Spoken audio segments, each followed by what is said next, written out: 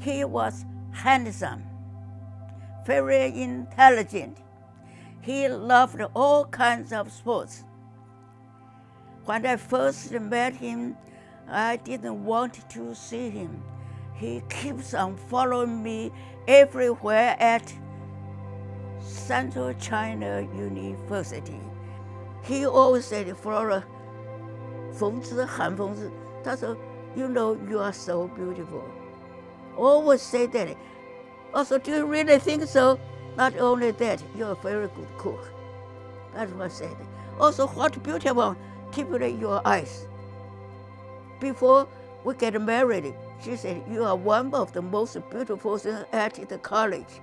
That's why I want to marry you. That's what he said.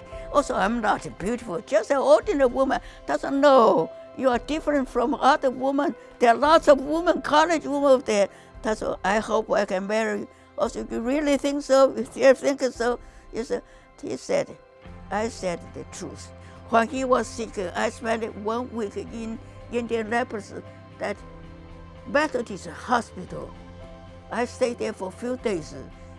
The nurses gave me pillowcase and blanket. Don't come because of big snow. So I stayed there watching. I cared for him, and he cared for me. I still miss him terribly. He's a caring person. He said, I want to make you happy. Also, I thank you. I thank you, James. I thank you. I was born 1918. I was loved by my parents, my grandmother and my aunt. My mother's name was Mary Wang, and my father's name was Han Hong Ti. My father had a business, iron factory in another big city, which is called Hanyang. In those days, the businesses are doing very well. My mother took care of the farmland and take care of the children and the home. And both of them are very kind, hard worker, and caring people.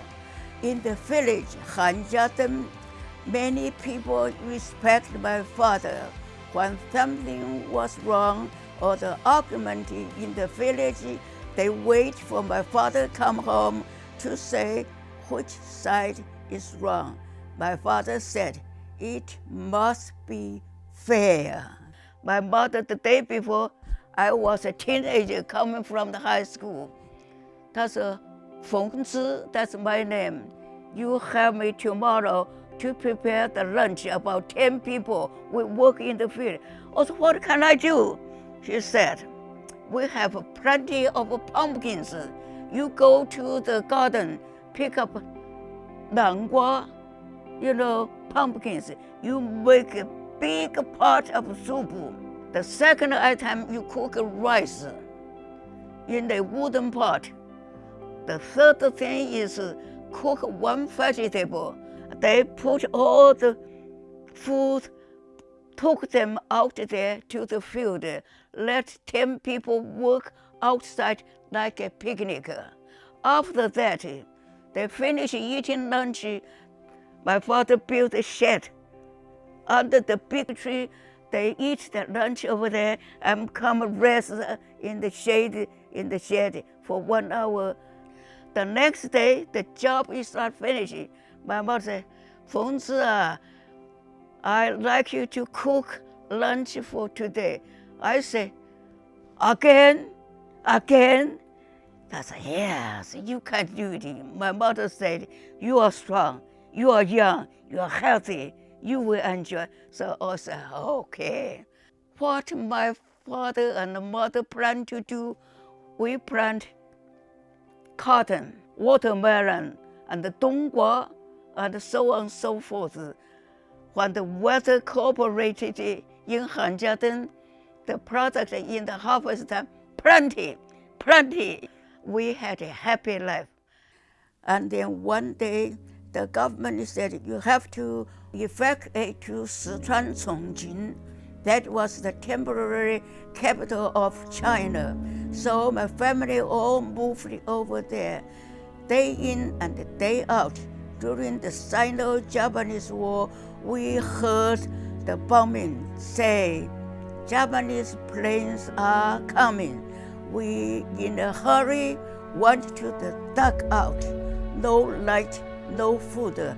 Time was really hard.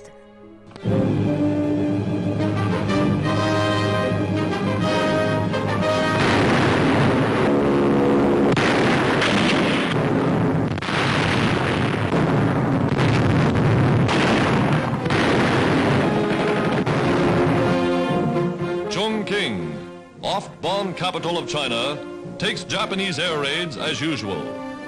Under the guidance of Madame Chiang Kai-shek and her sisters, the Chinese are continually rebuilding the city.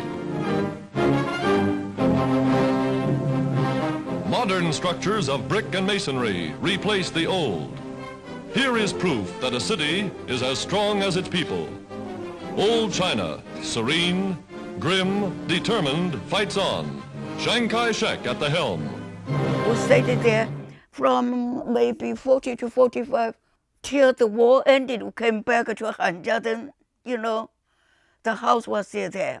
And later in the 80s, when I went back to travel, that Hanjiaden village is gone. Many industrial buildings built up, no more old home. That making me feel a little bit sad. But the church and the big hall for the meeting, those two buildings were not destroyed. I asked them why. The others all destroyed classrooms during the Cultural Revolution. They say because these two parts of the Grifjiang College built so strong and beautiful, we decided don't destroy them. I came to the United States by ship, which took over 10 days. When I arrived in the United States, in San Francisco, my impression is, USA is such a lovely country. Everything was new to me. There's a great chance for me to learn. I must study hard.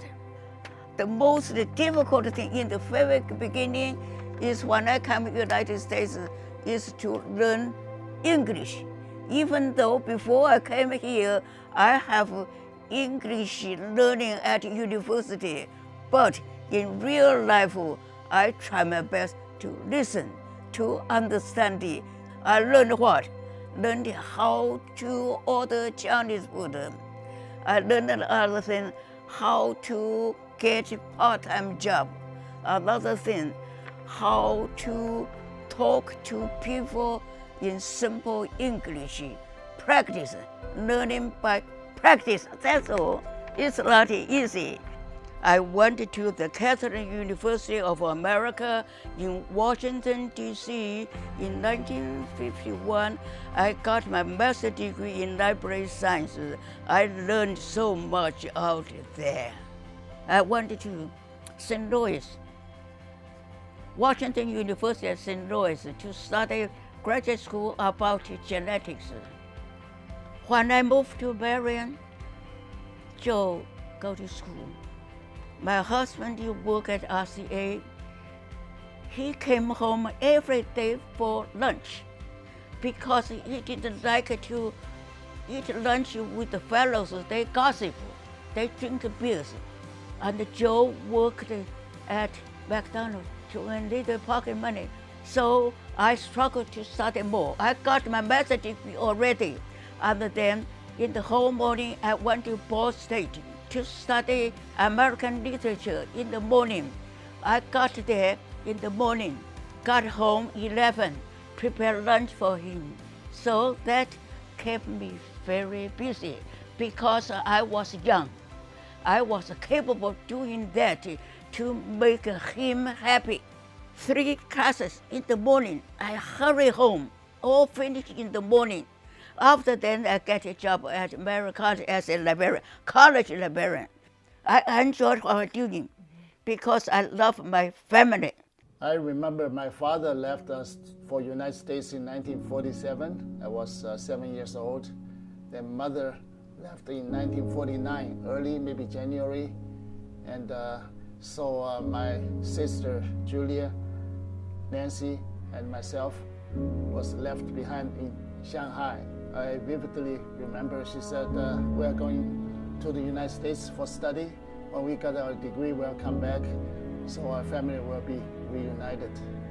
I thought my parents will come back in a few years, maybe 4, 5, 6 years at most. But actually, it took 16 years. At the beginning, it's very difficult because I'm not used to it. We're thinking about them all the time. And there's a great anxiety of separation. Heartbreak. Even when I sleep in the dream, I saw my son, Charles, in my dream. I miss the 3 children terribly. No word can describe that. I even cried. And even James, oh, we just miss.